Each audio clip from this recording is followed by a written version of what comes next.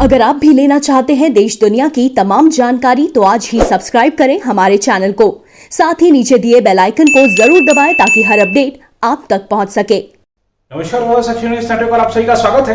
भारत के लिए एक अच्छी खबर यह है कि देश में कोरोना संक्रमण की रफ्तार अब धीरे धीरे कमजोर पड़ती जा रही है और अधिकतर राज्यों से जो रिपोर्टें आ रही हैं वो दर्शा रही हैं कि संक्रमण के नए मामलों की संख्या कम हो रही है। अगर हम बात करें इस समय जो संक्रमण के नए मामले ज्यादा सामने आ रहे हैं तो कर्नाटक से आ रहे हैं, तमिलनाडु से आ रहे हैं, केरल से आ रहे हैं, महाराष्ट्र में स्थिति सुधरी है, उत्तर प्रदेश में स्थिति सुधरी है, गुजरात में, मध्य प्रदेश में, दिल्ली में स्थिति में लगातार सुधार है। और स्वास्थ्य मंत्रालय ने जो ताजा आंकड़े जारी किए हैं उसके मुताबिक पिछले 24 घंटे में देश में 3,26,098 नए मामले सामने आए हैं, जबकि 3,890 लोगों की और मृत्यु हो गई है। मृत्यु के आंकड़ों पर नजर डालें तो अभी लगता है कि ये आंकड़े और जब नीचे आएंगे तभी कहा जा सकता है कि स्थिति में अच्छा सुधार है। फिलहाल मृत्यु के आंकड़े अभी ज्यादा हैं। अगर हम बात करें कोरोना के आंकड़ों की स्वास्थ्य मंत्रालय ने क्या क्या और जानकारी दी है इसके बारे में आपको विस्तार से बताएंगे अपनी इस रिपोर्ट में। साथ ही बात करेंगे WHO की, जिसने भारत में स्थिति को अभी भी चिंताजनक बताया है। क्या कहा है WHO ने, इसके बारे में बताएंगे। साथ ही दिल्ली के मुख्यमंत्री अरविंद केजरीवाल के उस नए ऐलान के बारे में भी बात करेंगे जिसमें उन्होंने कहा है कि दिल्ली सरकार की ओर से, अब क्योंकि दिल्ली में हालात में स्थिति में सुधार है, 6500 नए मामले आए हैं पिछले 24 घंटे में, तो केजरीवाल ने ऐलान किया है कि दिल्ली के हर जिले में ऑक्सीजन सांद्रक बैंक बनाए जाएंगे और हर इस बैंक में 200 ऑक्सीजन सांद्रक होंगे।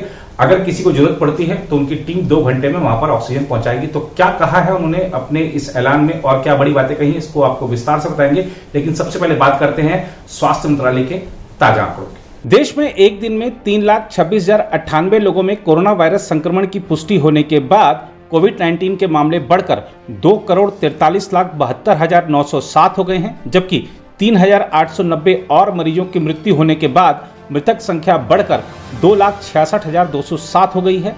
केंद्रीय स्वास्थ्य मंत्रालय के शनिवार सुबह 8 बजे तक के आंकड़ों के मुताबिक कोविड-19 का इलाज करा रहे मरीजों की संख्या गिरकर 36,73,802 हो गई है, जो संक्रमण के कुल मामलों का 15.7% है। जबकि कोविड-19 से स्वस्थ होने की राष्ट्रीय दर सुधरकर 83.83% हो गई है। आंकड़ों के मुताबिक बीमारी से स्वस्थ होने वाले लोगों की संख्या 2,04,32,898 हो गई है, जबकि संक्रमण से मृत्यु दर 1.9% दर्ज की गई है।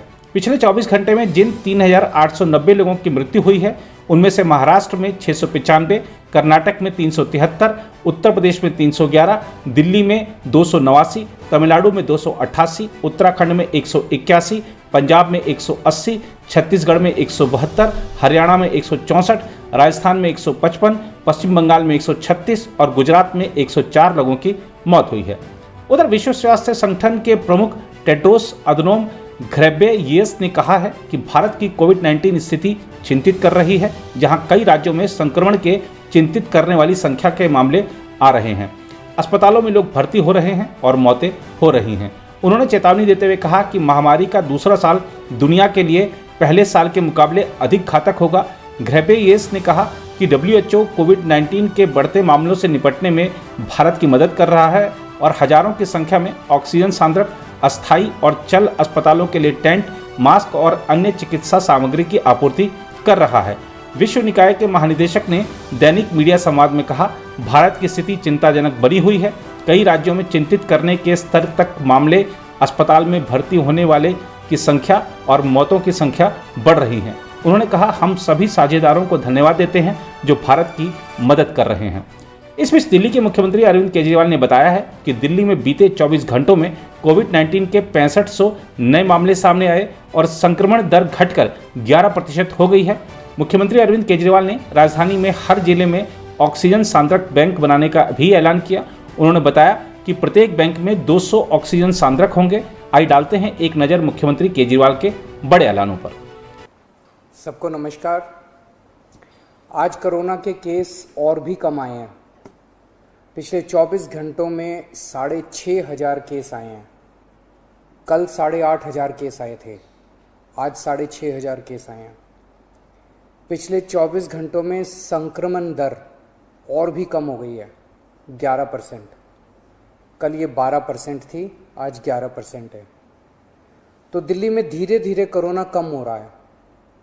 भगवान से यही प्रार्थना है कि ये इसी तरह से कम होते होते पूरी तरह ख़त्म हो जाए, फिर से ना बढ़े। लेकिन हम अपने काम में किसी भी तरह की ढिलाई नहीं कर रहे। कल 500 आईसीयू बेड और बन के तैयार हो गए और अभी 4 दिन पहले ही ऐसे ही 500 बेड तैयार किए थे। तो हमारे डॉक्टरों, इंजीनियर और कामगारों ने मिलके केवल 15 दिनों में, केवल 15 दिनों में 1000 आईसीयू बेड तैयार कर दिए। हर व्यक्ति आश्चर्य कर रहा है कि इन इंजीनियर्स और डॉक्टर्स ने इतने कम समय में 1000 आईसीयू बेड कैसे बना दिए। दुनिया भर के लिए ये एक मिसाल कायम की है हमारे डॉक्टर्स और इंजीनियर्स ने। मैं इन सबको दिल्ली के लोगों की तरफ से सलाम करता हूँ, इनका कोटि कोटि धन्यवाद करता हूँ। आज से हम एक और ज़रूरी सेवा शुरू कर रहे हैं। आज से हम ऑक्सीजन कॉन्सेंट्रेटर बैंक शुरू कर रहे हैं। ये क्या है, इसकी क्या ज़रूरत है, क्या काम आएगा? अक्सर देखा जा रहा है कि किसी को कोरोना हुआ, उनकी ऑक्सीजन कम होने लगी। अगर उनको तुरंत ऑक्सीजन दे दी जाए तो उनकी तबीयत ज़्यादा बिगड़ने से बचाई जा सकती है। अगर उन्हें समय पे ऑक्सीजन नहीं मिलती तो उनकी तबीयत बिगड़ते बिगड़ते इतनी बिगड़ जाती है कि कई बार उनको फिर आईसीयू ले जाना पड़ता है और कभी कभी तो उनकी मौत हो जाती है। इसलिए कोरोना के मरीज को समय पे ऑक्सीजन मिलना बहुत ज़रूरी है। ऐसे मरीजों के लिए हमने ये ऑक्सीजन कॉन्सेंट्रेटर बैंक बनाया, ओसीबी बनाया। हमने दिल्ली के हर जिले में 200 ऑक्सीजन कॉन्सेंट्रेटर का बैंक बनाया। ऐसे मरीज जिनका इलाज घर पे हो रहा है, वो होम आइसोलेशन में है, अगर उन्हें ऑक्सीजन की ज़रूरत पड़ती है तो 2 घंटे में हमारी टीम उनके घर ऑक्सीजन कॉन्सेंट्रेटर पहुंचा देगी। कोई टेक्निकल आदमी भी साथ जाएगा जो उस घर के लोगों को समझा के आएगा कि ऑक्सीजन कॉन्सेंट्रेटर को कैसे इस्तेमाल करना है। इसके अलावा ऐसे कई लोग होते हैं जो अस्पताल से ठीक होकर जब घर जाते हैं तो डॉक्टर कहते हैं कि कुछ दिन घर पे आपको ऑक्सीजन लेनी पड़ेगी। ऐसे लोगों को भी ऑक्सीजन कॉन्सेंट्रेटर बैंक से ऑक्सीजन कॉन्सेंट्रेटर दिलवाया जाएगा। उनके घर भी हमारी टीम जाके ऑक्सीजन कॉन्सेंट्रेटर देके आएगी। हमारे डॉक्टर्स ऐसे सभी लोगों के लगातार संपर्क में रहेंगे जिन्हें ऑक्सीजन कॉन्सेंट्रेटर दिया गया। अगर उन्हें अस्पताल भेजने की बीच में ज़रूरत पड़ी तो उन्हें अस्पताल भी भेजा जाएगा और जब वो ठीक हो जाएंगे तो उनसे ऑक्सीजन कॉन्सेंट्रेटर वापस लेके सैनिटाइज किया जाएगा और फिर किसी दूसरे मरीज के लिए इस्तेमाल किया जाएगा।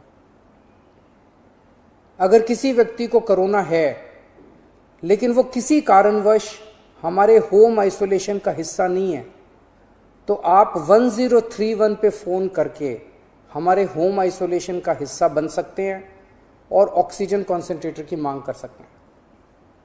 पर हमारे डॉक्टर्स की टीम पहले ये सुनिश्चित करेगी कि क्या आपको वाकई ऑक्सीजन कॉन्सेंट्रेटर की ज़रूरत है या नहीं है।